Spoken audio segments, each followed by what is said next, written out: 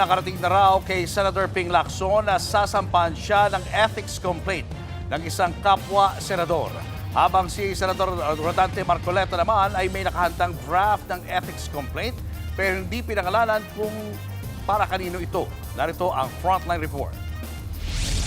Sa isang social media post, ibinunyag ni Senador Ping Lacson na plano siyang sampahan ng ethics complaint ng isang kapwa senador. Nag-ugat daw yan sa isang spliced o kinatay-katay na video mula sa pagdinig ng Commission on Appointments. Hindi binanggit ni Lacson kung sino ang magrereklamo, pero iginiit niyang hindi siya marunong magkatay ng video. Sa isang interview naman, kinumpirma ni Senador Rodante Marcoleta na meron na siyang draft ng isang ethics complaint, pero hindi niya binanggit kung laban kanino. Nag-ugat daw ito sa umano'y paglalabas ng maling naratibo tungkol sa sinabi niya sa Kalayaan Island Group. Isa sa tungkulin ng isang senador yung pagpapahayag ng tama para kasi tinitingala kayo ng mamamayan na pinagtiwalaan kayo ng mandato na magsilbi kayo ng tapat.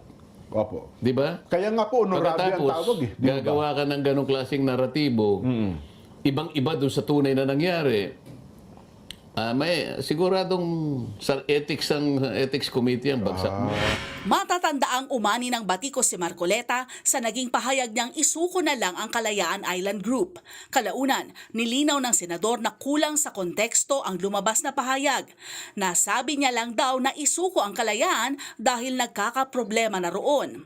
Hindi binanggit si Marcoleta kung sino mismo ang nasa likod ng spliced video. Pero anya, pinagdugtong-dugtong ito para gumawa ng maling naratibo na kalaunay ikinagalit ng mga taga-Pag-asa Island.